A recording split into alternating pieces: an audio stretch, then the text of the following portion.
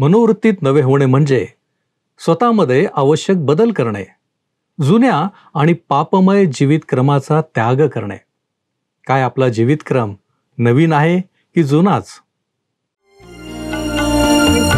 उपासना, उपासना, उपासना, उपासना, प्रभुजी करो उपासना, प्रभुजी करो उपासना, उपासना, उपासना, उपासना,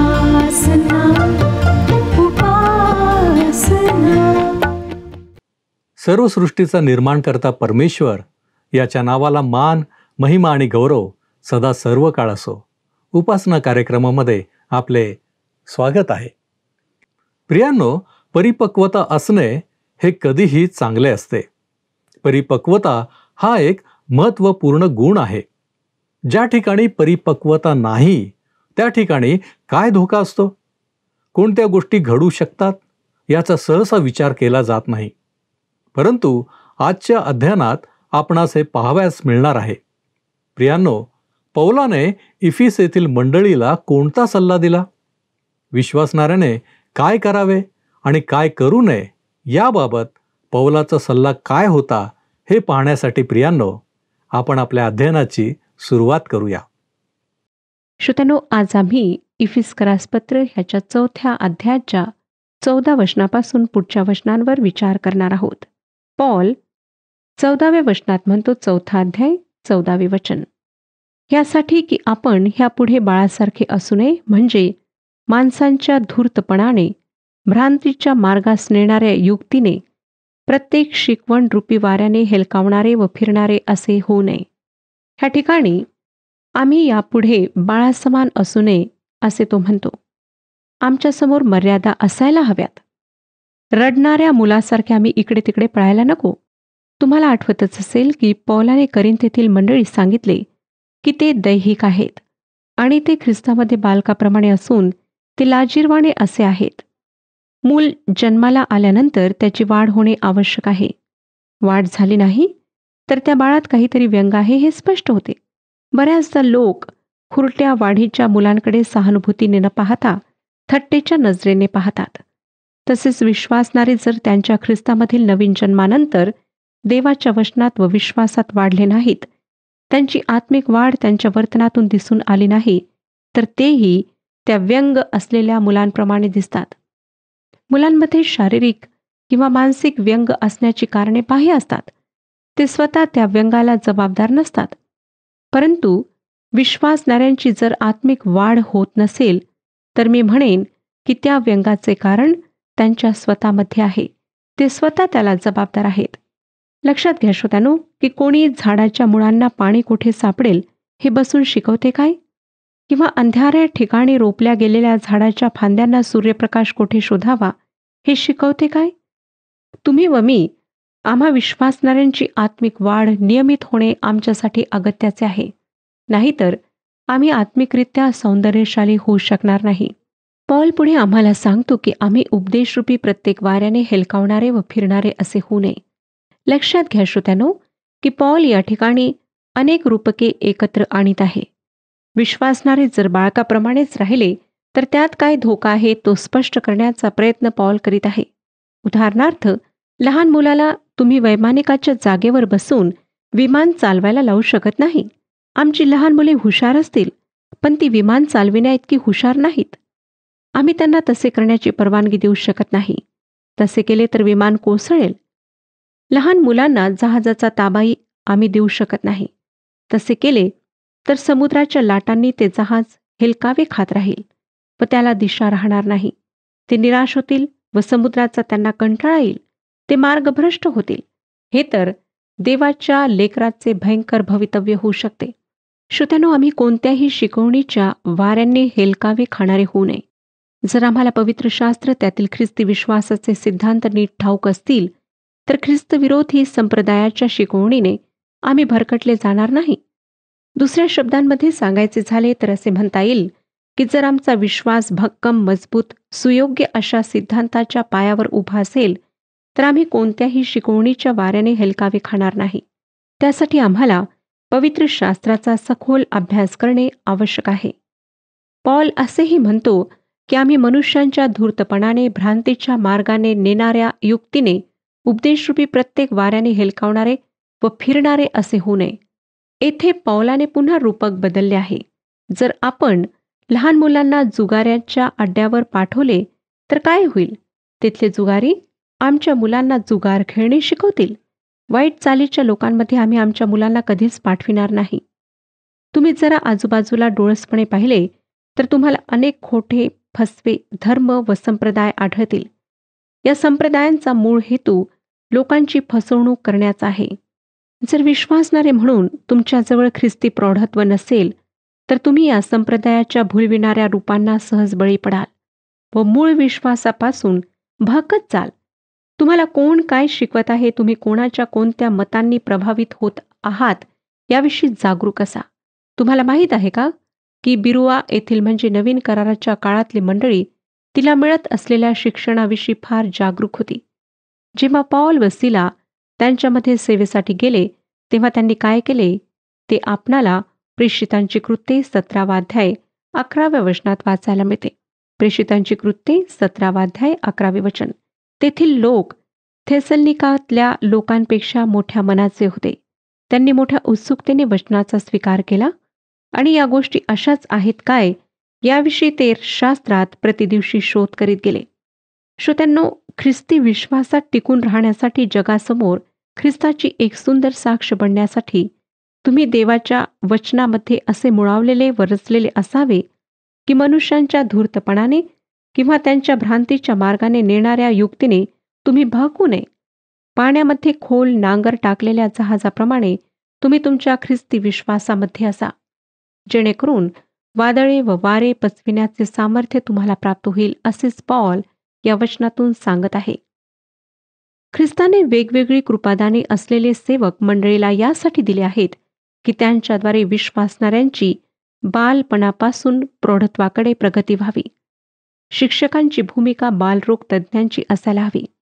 मला वाटतं की माझे प्राथमिक काम बालरोग तज्ज्ञाचे आहे, प्रसूतीविषयक तज्ज्ञाचे नाही. तो तज्ज्ञ बाळाचा जन्म व्हायला मदत करतो व त्याला रात्री अपरात्रीही या सेवेसाठी सज्ज राहावे लागते.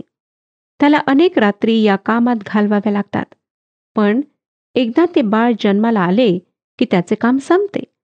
मग तो ते बालरोग तज्ज्ञाकडे सोपवितो आणि बाळाच्या वाढीसाठी आवश्यक असलेल्या सर्व गोष्टींची तरतूद करण्याचे काम बालरोग तज्ज्ञाचे असते. मी माझ्या सेवेमध्ये आधी बालरोग तज्ज्ञ आहे, मग प्रसूतीविषयक तज्ज्ञ. मला वाटतं की माझे पाचारण तेच आहे, म्हणजे विश्वासणाऱ्यांना देवाचे वचन त्यांची वाढ होण्याकरिता शिकवावे. आता पौल पुढे काय म्हणतो ते आपण इफिस्करास पत्र 4 अध्याय 15 आणि 16 या वचनांमध्ये वाचूया.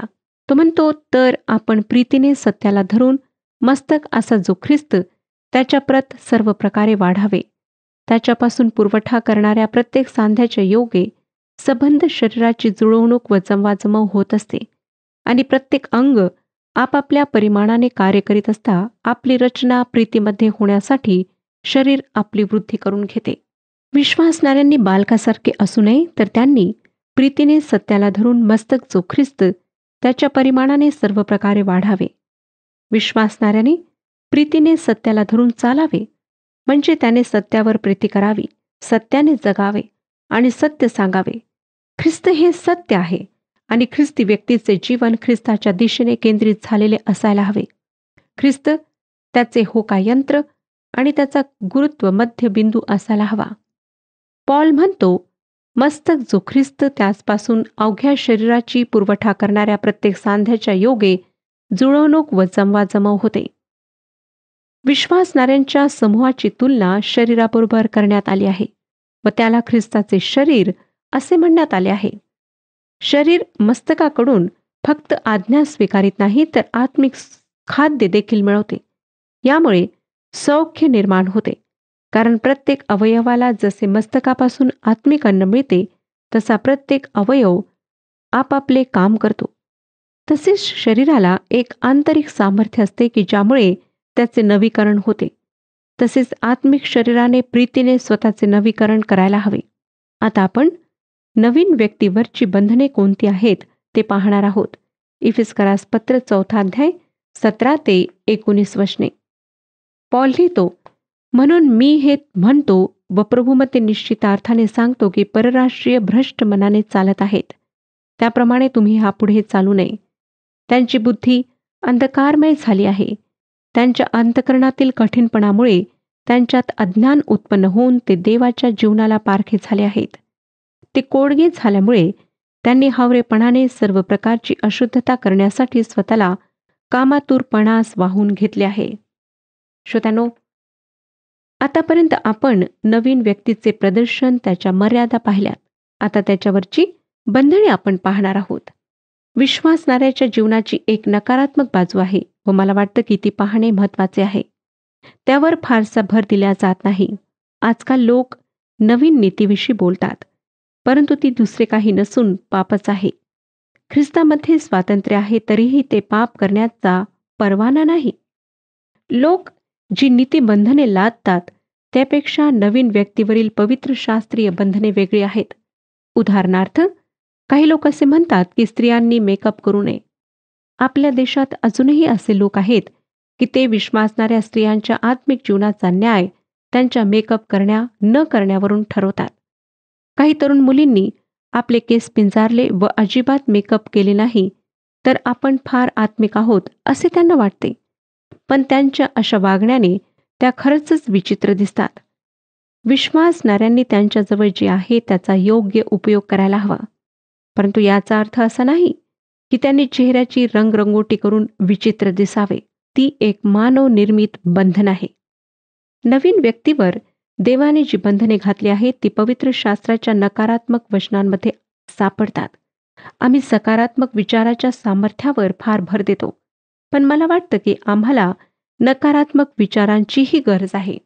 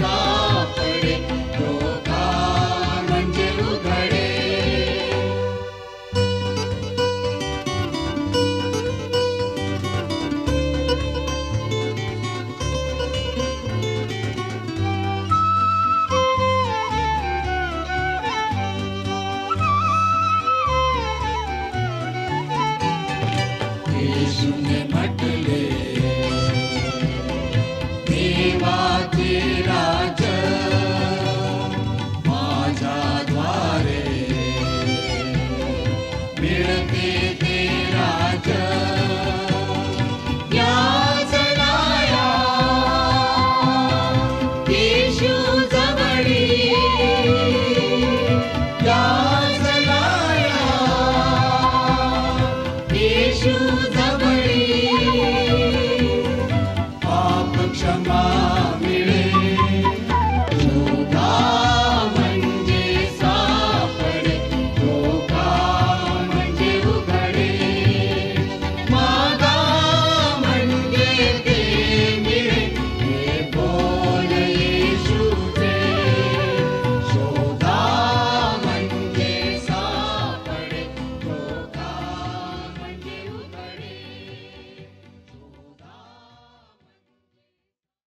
तुम्हाला आठवतं का की एदेन बागेतली देवाची आज्ञा नकारात्मक होती?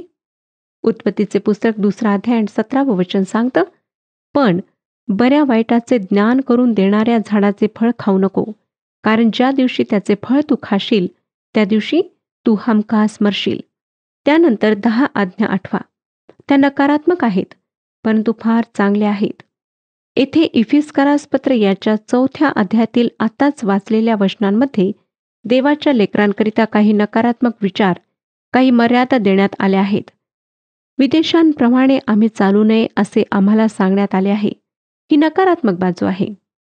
या सर्व वचनांचे स्पष्टीकरण अतिशय व्यावहारिक आहे. आमच्या दैनंदिन जीवनाशी व आजूबाजूच्या जगाशी संबंधित आहे. आजच्या अपराधांमध्ये हरवलेल्या मनुष्याचे हे एक स्पष्ट चित्र आहे. पौलाने विदेशांच्या वर्तनाची 4 अंगे वर्णन केलेली आहेत.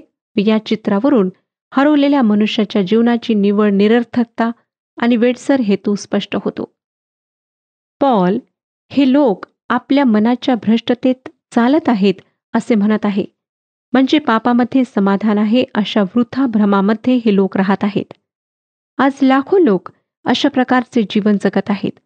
पैसा आहे तर सुख आहे असे म्हणणारे अनेक लोक कुमार्गाने पैसा कमवतात. त्यात काही गैर आहे असे त्यांना वाटत नाही. त्या अनैतिकतेच्या पापातच जीवनाचे सार्थक आहे असा त्यांचा भ्रम असतो. आजच्या ज्या तरुण तरुणींनी अनैतिक जीवनाचा मार्ग अवलंबिला आहे त्यांच्याविषयी मला फार दुःख होते. मला एका अविवाहित मुलीने सांगितले की तिने 2दा गर्भपात करून घेतला. कसले हे जीवन आहे? विवाहापूर्वीच लैंगिक सुख अनुभवणे हे तर पाप आहेच, पण गर्भपात करणे ही पाप आहे. ते कृत्य खुनाप्रमाणेच भयंकर आहे. परमेश्वराने त्याच्या लेकरांसाठी असल्या जीवनाची योजना बनवली नाही. आईवडिलांचे प्रेम घरात मिळत नाही म्हणून नशेबाजीत सुख शोधणे, पत्नीचे प्रेम मिळत नाही म्हणून दारूबाजी करणे, कुमार्गाने पैसा कमवून रंगेल जीवन जगण्यात सुख शोधणे, विवाहबाह्य संबंध सुखाचे मानणे हे सर्व भ्रष्टतेचे मार्ग आहेत. हे देवहीन लोकांनी आपल्या मनाच्या भ्रष्टतेने शोधून काढलेले क्षणभंगूर सुखाचे मार्ग आहेत. मिश्रित दारू पिणे, त्यात आनंद मानणे हा एक भ्रम आहे. या सर्व गोष्टी त्या करणाऱ्यांवर बरोबर उलटतात. ते या लोकांवर सूड उगवल्याशिवाय राहत नाहीत.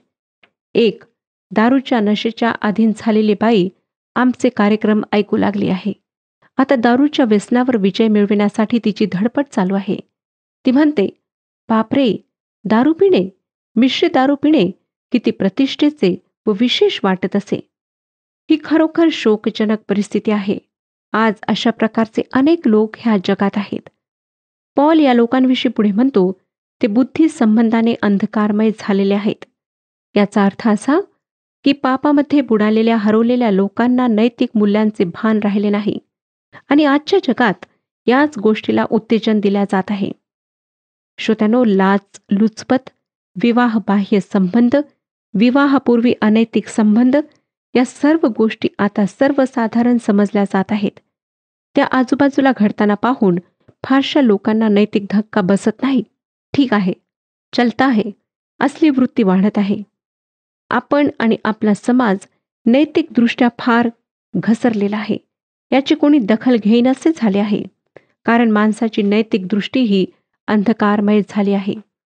दिवसेंदिवस परमेश्वराचे भय नष्ट होऊ लागले आहे व माणसाचा दुष्टपणा अधिक वाढून विकोपास जाऊ लागला आहे. मनोरंजनाच्या नावाखाली क्रौर्य, हिंसा व अश्लीलता यांचे संदेश लोकांपर्यंत पोहोचवल्या जात आहेत, परंतु त्याविषयी जाणीव ठेवून कडक निषेध करणारे कोणी नाही. माणसाच्या नैतिक अधपतनाचे एक स्पष्ट उदाहरण म्हणजे एड्स रोग आहे. या सर्वांचे कारण हे आहे की मनुष्यांनी ज्ञानाचा प्रारंभ असलेले देवाचे भय सोडून दिले आहे. ते बुद्धी संबंधाने अंधकारमय झाले आहेत. पॉल म्हणतो की त्यांच्यातील अज्ञान व अंतकरणाचा कठीणपणा यामुळे ते ईश्वरी जीवनाला पारखे झाले आहेत. ख्रिस्तविरहित मानवजातीचे हे चित्र आहे.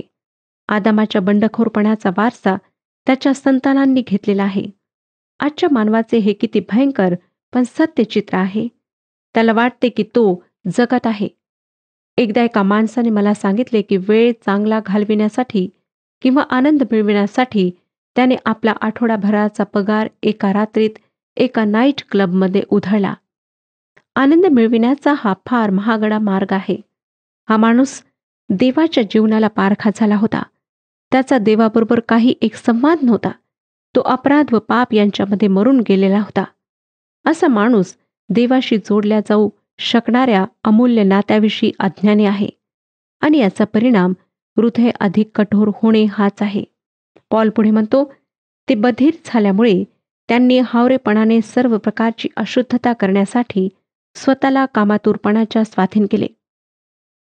या लोकांच्या अनैतिक वर्तनामुळे ते स्वतः इतके आंधळे झाले आहेत की त्यांना कशाचीही तमा उरली नाही. आपण काही वाईट करीत आहोत याची त्यांना किंचितही टोचणी लागत नाही. असे लोक आज अगणित आहेत. हे लोक भावनाशून्य आहेत आणि याचा आणखी परिणाम होतो की ते अधिक आणि अधिक कामातुरपणा व अशुद्धता यांच्यामध्ये बुडत चालले आहेत. या दुष्ट चक्रामुळे पापामध्ये अधिक बुडण्याची प्रवृत्ती वाढते. आज जर तुम्ही काही पाप केले असेल तर उद्या त्याहीपेक्षा अधिक भयंकर पापात पडायची तुम्हाला इच्छा होते. याचा अर्थ असा की सर्व अशुद्ध कर्मे करण्यासाठी हावरेपणा केला जातो. जे पापात आहेत त्यांचे तेवढ्या पापाने कधीच समाधान होत नाही. त्यांना जणू काही पाप करण्यासाठी मोकळे सोडून देण्यात आले आहे असे वाटते. रोमकरासपत्र 1 अध्याय यामध्ये म्हटले आहे की देवाने त्यांना मनाच्या कुवासनामध्ये ते असताना अमंगळपणा सोपून दिले आहे. ते याच अर्थाचे आहे. जर तुम्ही असे पापाला मोकळे सोडलेले पापी व्यक्ती आहात तर तुम्ही नैतिक ऱ्हासाची खालची पातळी सहज गाठू शकता. 4 अध्याय आणि 20-21 ही वचने सांगतात. 4 अध्याय 20 आणि 21 वचने. परंतु तुम्ही अशा प्रकारे ख्रिस्ताविषयी शिकला नाही. तुम्ही तर त्याचेच ऐकले असेल व येशूच्या ठायी जे सत्य आहे त्याप्रमाणे तुम्हाला त्याच्यामध्ये शिक्षण मिळाले असेल. या ठिकाणी विदेशांच्या जीवनाशी प्रखर विरोध स्पष्ट केलेला आहे. जर कोणी ख्रिस्ताचे ऐकत नसेल तर ख्रिस्त त्याचा तारक नाही. प्रभू येशू मेंढपाळ आहे व त्याची मेंढरे त्याची वाणी ऐकतात. जर तुम्ही ती ऐकत नाही तर तुम्ही त्याच्या मेंढरांपैकी नाही. विदेशांचा जुना स्वभाव कोण कसा बदलू शकेल? त्यासाठी त्यांनी काय करायला हवे? त्यांनी ख्रिस्ताचे ऐकायला हवे. त्यांनी त्याच्याकडून शिकायला हवे. परंतु जे त्याची मेंढरे नाहीत ते त्याची वाणी ऐकणार नाहीत. श्रोत्यानो, सत्य प्रभू येशू ख्रिस्तामध्ये आहे. येशूच्या या पृथ्वीवरच्या जीवनाचे कोणी अनुकरण करू शकत नसले तरी त्याचे जीवन हे विश्वासणाऱ्यांसाठी एक उदाहरण आहे. तो मार्गदर्शक आहे. प्रभू येशू ख्रिस्ताने योहान कृष्णवर्तमान 8 अध्याय 12 वचनात म्हटले की मी जगाचा प्रकाश आहे. जो मला अनुसरतो तो अंधारात चालणार नाही तर त्याच्याजवळ जीवनाचा प्रकाश राहील. श्रोत्यानो, त्याच्याविषयी योहानाने काय साक्ष दिली ते आपण वाचूया. योहान कृष्णवर्तमान 1 अध्याय 4, 5 आणि 9 वचन. तो म्हणतो, त्याच्या ठायी जीवन होते व ते जीवन मनुष्यांचा प्रकाश होते. तो प्रकाश अंधारात प्रकाशतो तरी अंधाराने त्याचे ग्रहण केले नाही. आणि 9व्या वचनात तो म्हणतो, जो खरा प्रकाश प्रत्येक मनुष्याला प्रकाशित करतो तो जगात येणार होता. इफिस येथील विश्वासणाऱ्यांना ख्रिस्ताचा प्रकाश प्राप्त झाला होता. त्याच्या प्रकाशात चालणे त्यांनी पत्करले होते व त्यांची आता ख्रिस्ताबरोबर व ख्रिस्तामध्ये सहभागिता होती. येशू ख्रिस्ताचा अगदी जवळचा शिष्य योहान म्हणतो की देव प्रकाश आहे, त्याच्या ठायी मुळीच अंधार नाही. त्याच्याबरोबर आपली भागी आहे असे जर आपण म्हणतो आणि अंधारात चालतो तर आपण खोटे बोलतो, सत्याने वागत नाही. पण जसा तो प्रकाशात आहे तसे जर आपण प्रकाशात चालतो तर आपली एकमेकांबरोबर भागी आहे आणि त्याचा पुत्र येशू याचे रक्त आपल्याला सर्व पापांपासून शुद्ध करते. आता आपण 22 ते 24 वचने वाचूया. ते असे की तुमच्या पूर्वीच्या आचरणासंबंधी जो जुना मनुष्य त्याचा तुम्ही त्याग करावा. तो कपटाच्या वासनांनी युक्त असून त्याचा नाश होत आहे आणि तुम्ही आपल्या मनोवृत्तीत नवे केले जावे आणि सत्यापासून निर्माण होणारे नीतिमत्व व पवित्रता ह्यांनी युक्त असा देव सदृश्य निर्माण केलेला नवा मनुष्य धारण करावा. श्रोत्यानो, पॉल म्हणतो, तुमच्या पूर्वीच्या आचरणासंबंधी जो जुना मनुष्य त्याचा तुम्ही त्याग करावा व देवानुरूप उत्पन्न केलेला नवा मनुष्य धारण करावा. आपण आपले कपडे जसे बदलतो तसे आम्ही आमचा जुना मनुष्य काढून टाकून नवा मनुष्य परिधान करावा. हे जुने मळके वस्त्र काढून टाकून नवीन स्वच्छ वस्त्र परिधान करण्यासारखे आहे. जुना मनुष्य काढून टाकणे व नवीन मनुष्य परिधान करणे स्वतःच्या सामर्थ्याने शक्य नाही. ख्रिस्ताच्या वर्तनाचे अनुकरण करण्याच्या खटपटीनेही शक्य नाही. ख्रिस्ताच्या मृत्यूद्वारे हे विश्वास ठेवणाऱ्या पाप्याकरिता आधीच करण्यात आलेले आहे. श्रोत्यानो, जेव्हा आम्ही प्रभू येशू ख्रिस्तावर विश्वास ठेवतो, आपल्या अपराधांकरिता पश्चाताप करतो, पापांची क्षमा मागतो, तेव्हा आम्हाला सार्वकालिक जीवन प्राप्त होते. एक नवीन सृष्टी आम्ही ख्रिस्तामध्ये बनतो. परमेश्वर पिता आपणा सर्वांस आशीर्वाद देव आणि ह्या वचनानुसार चालण्याकरिता आपणाला मार्गदर्शन आणि सहाय्य पुरवो.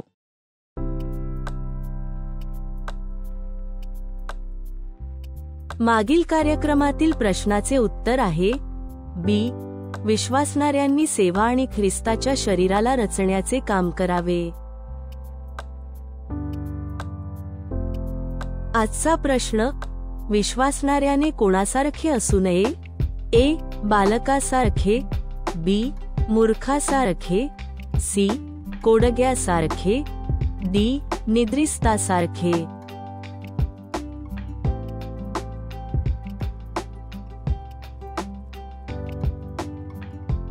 प्रियांनो, या प्रश्नाचे उत्तर उद्या सकाळी 6 वाजण्याच्या आधी पर्याय ए, बी, सी किंवा डी लिहून आपले नाव, पत्ता आणि ठिकाण यासोबत मोबाईल नंबर 7021474742 वर SMS किंवा व्हॉट्सॲप करा. प्रियांनो, आपण पाहिले की विश्वासणाऱ्यांची आत्मिक वाढ नियमित होणे आवश्यक आहे. जर तसे होत नसेल तर विश्वासणारा शिकवणीच्या वाऱ्याने भरकटू शकतो. म्हणूनच आम्ही प्रत्येकाने मनोवृत्तीत नवे व्हावे आणि ख्रिस्त अपेक्षित करीत असलेला नवा मनुष्य धारण करावा. प्रियांनो, काय आम्ही आमच्यातील जुन्या मनुष्याचा त्याग केला आहे? आपण आत्मपरीक्षण कराल काय? आपण प्रार्थना करूया. आमच्यावरती प्रीती करणाऱ्या आमच्या महान प्रेमळ परमेश्वरा, ख्रिस्ताच्या द्वारे तू आमच्यावरती प्रीती केलेली आहेस, यासाठी की आम्ही पापामध्ये अडकलेले नसावे, तर ख्रिस्ताच्या द्वारे आम्ही त्या पापामधून बाहेर पडलेले असावे. आणि म्हणूनच प्रभू परमेश्वर ते बाप्पा, आज आम्ही तुझी लेकरं या नात्याने तुझ्या सानिध्यामध्ये आलेलो असताना आम्ही तुला विनंती करतो, प्रार्थना करतो बाप्पा, की जर आमच्यामध्ये हा जुना मनुष्य अजूनही असेल तर प्रभूजी आमची विनंती आहे की त्या जुन्या मनुष्याला तू पूर्णपणे काढून टाक आणि प्रभूजी आम्हाला नवीन स्वभाव दे, जो खऱ्या अर्थाने तुला ओळखू शकेल, ख्रिस्ताला ओळखू शकेल आणि प्रभूजी आमचं जीवन त्याद्वारे आशीर्वादित होऊ शकेल. आणि म्हणून प्रभूजी आम्ही स्वतःला तुझ्या पवित्र हातामध्ये सोपवितो आणि या विनंत्या, या मागण्या येशू ख्रिस्त आमचा प्रभू याच्याद्वारे करतो, म्हणून तू ऐक. आमेन. आपल्या मनोवृत्तीत नवे व्हा, नीतिमत्व व पवित्रता यांनी युक्त असा नवीन मनुष्य धारण करा. प्रभू आपणास सहाय्य करो.